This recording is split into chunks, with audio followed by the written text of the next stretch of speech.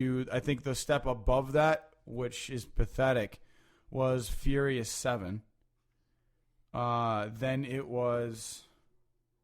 These are like of all time. Then above Furious 7 was The Avengers. Then it was Jurassic World. Then it was 97 Titanic. And then 2009 Avatar.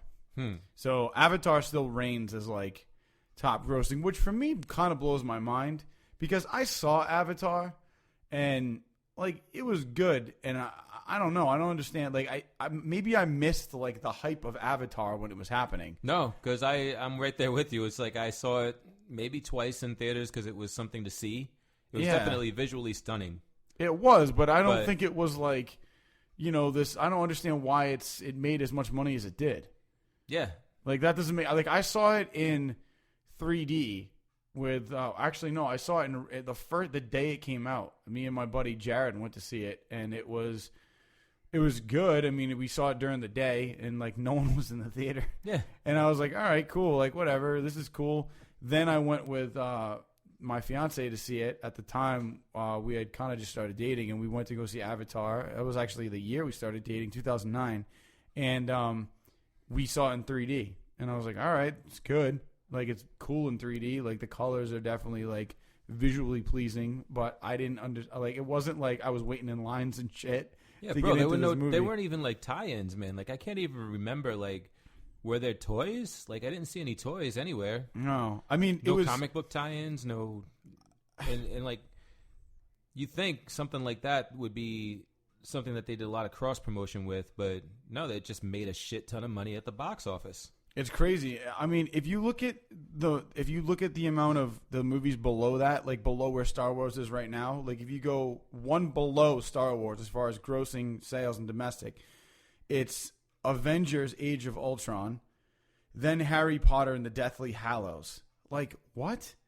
Then Frozen, Iron Man 3, Minions, which just came out. Minions is the 11th highest grossing movie. Doesn't make I can see that because that shit is funny. But not against like shit like 2008. Wasn't like The Dark Knight up there? Like, what happened to The Dark Knight? Wasn't it like gonna trump? What do you mean it sucked? Oh wait, which one? Not Dark Knight Rises. No, the second one with Heath Ledger. Okay, yes, you're right. I thought that one was like up there, like next to Titanic or some shit. Maybe I'm losing. Maybe it's changed because with inflation. I don't know. This is taking it. This whole thing I'm posting right now, or I'm not posting. This whole thing I'm reading is all-time highest grossing movies worldwide. Oh shit. Oh, that doesn't make any sense. Now it's saying that it's not adjusted for inflation. So I don't know. So I guess maybe what I just said was wrong, but it's just interesting, dude, because all these numbers. I know that The Dark Knight was up there. It was definitely up there. So I don't know. Well, I'll have to figure out exactly what is highest grossing because that doesn't make any sense.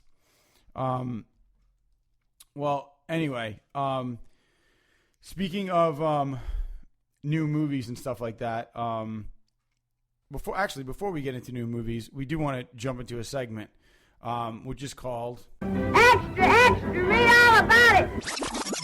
Extra Life.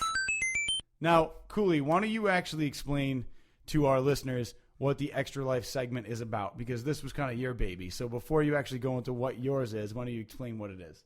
So Extra Life is like basically something that kind of you didn't like, or you're not gonna like, or you have no expectations for, or it's just stupid, right? But then something happens, or you hear some news, or you catch something, or they do something different in that show, book, whatever, that draws you back in. It makes you say, all right, I'll give it another chance, right? So Extra Life is basically like a second chance, right? Mm-hmm. For me, that's going to be Batman v Superman. Okay. Right? I think the trailers are steaming piles of shit. Mm-hmm. Like, honestly, like, you watch the trailers and you're just like, the only way that you're excited about this shit is if you're like just a huge DC fan and like you're fucking ready to pull your shit out and start whacking it because like Superman's on the screen. Like, that's the only way that you're digging that shit, because everybody that I've talked to is just like, they agree with me. Like, it looks like garbage. So because I really don't care about this, like, I literally went online, went to Reddit, and I said, hey, typed in spoilers for Batman v Superman, right? And of course, somebody has the entire plot for Batman v Superman posted, because there was a screener for that movie. And I think somebody basically just, leaked it. Exactly. So I read the entire like plot and, everything that happens in the movie. And I got to say, I was pleasantly surprised about some of the directions that they went in for things. I'm not saying that it's going to be amazing. I'm saying that it's renewed my interest in seeing the movie. Because when I heard the title, after watching Man of Steel, I was like, oh, I think this movie's going to be pretty good. And then I saw a bunch of the shit that was coming out, and I was like, this movie's going to be garbage. And then I read this, and now I'm back to like, hey, it might be pretty good. And so I don't want to say anything to spoil the movie for anybody who might want to see it, because that would be awful of me to do, even though I don't really give a shit myself. But I can tell you that some of the things that they're doing, like, how they introduce Wonder Woman, how they, it's actually really intelligent. And that's what I liked about it. Now, there's a good chance that what I read was some fan fiction. And if it is, then they need to hire that motherfucker and get him to work for, Legendary and WB. But if it's legit, which I'm hoping that it is, then it's going to be an enjoyable movie. Yeah. And that's pretty much, where I'm at right now with that. So that's my second chance. That's my extra life for this week. All right, cool, man. Respect. My extra life is actually, some of you may know about this, but there's a huge blowing up documentary right now on Netflix called Making a Murderer. And when my fiance first told me about it, I had heard people at work talking about it, and oh my God, you got to see this. Just like another thing to pile on to the amount of shit that I watch that I don't have time for. Not to mention that, like, I don't watch anything now because everything's on winter stupid fucking break. But basically, I don't watch shit right now. But I was like, I don't have time to fill in the time that I have.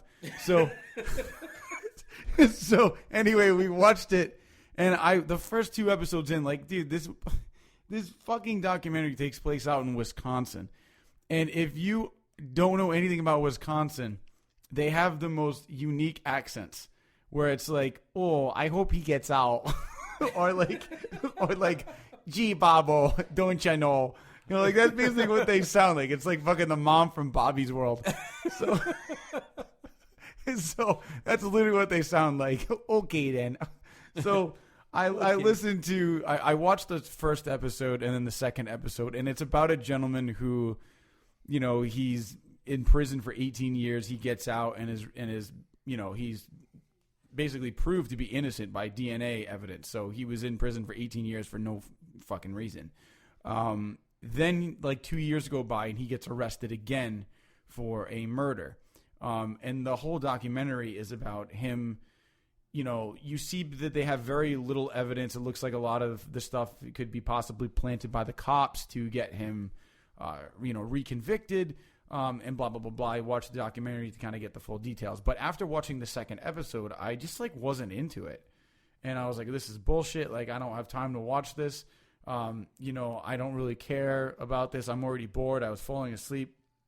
Then I went online and I was like, you know what? Like, I'm probably not going to watch this. So let me just figure out what happens.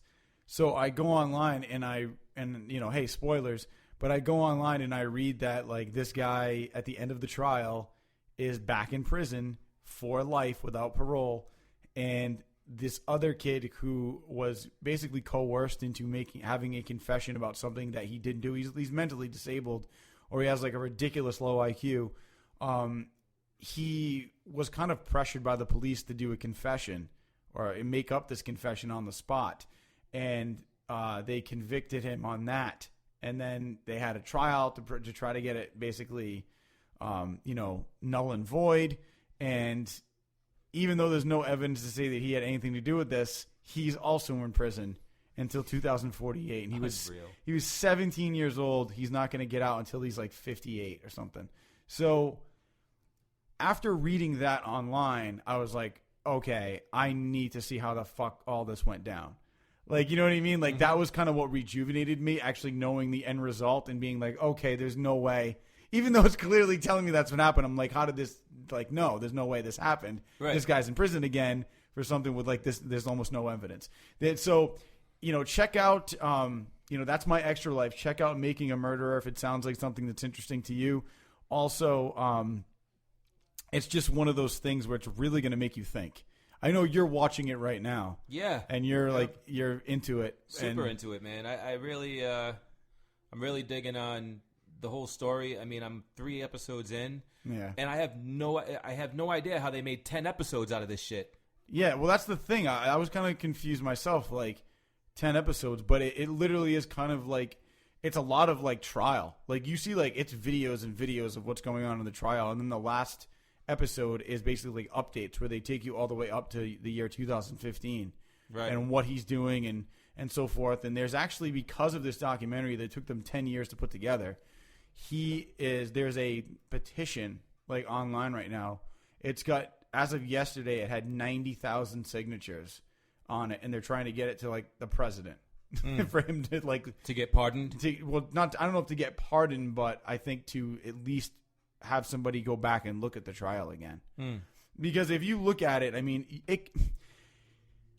I don't really want to get too into this. I just wanted to talk about it quickly, but I don't think there's enough evidence to convict him. And it does seem like that a lot of the stuff was planted, and it also seems like that they should have been a little bit more easy on that kid who clearly has a mental disability.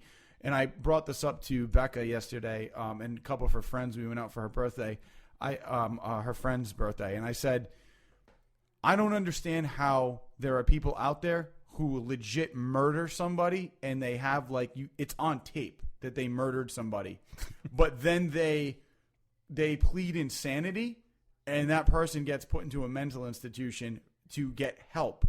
But this kid clearly has a mental disability. Right. There's no evidence that he did it. No evidence that he did it. And he is in prison for until 2048. Yeah, they're like, oh, did you shoot her in the head? Yes. Can I have some Cheetos? Yeah, that's literally.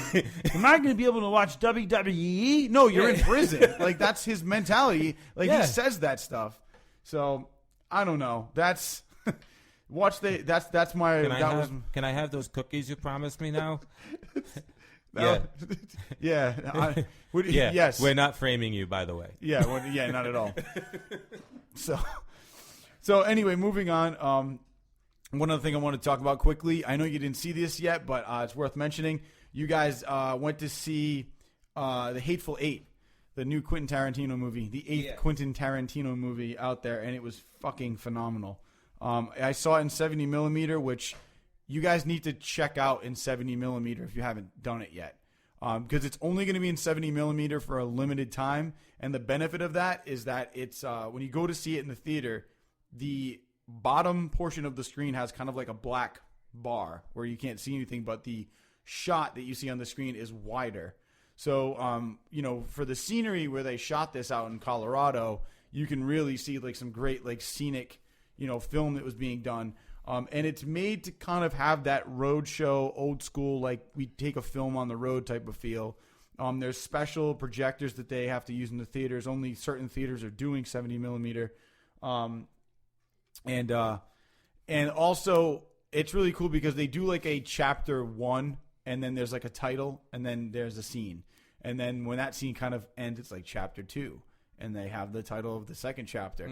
And then, about kind of like Kill Bill. Yeah. Style. Mm-hmm. And then 2 hours in, there's a 15-minute intermission. So, hey, if you have to take a piss, get up and go take a piss. Like some people went to grab popcorn and come back. I mean, it was kind of cool. You got a little bit of a breather because it's a 2 hour and like 47-minute movie. Would you say it was a better movie than Star Wars: The Force Awakens? It's hard to say. It's hard to compare them because they're two different, completely different movies. No, I know, but like if I was gonna watch one again, yeah. Well, considering that I saw Star Wars twice, No,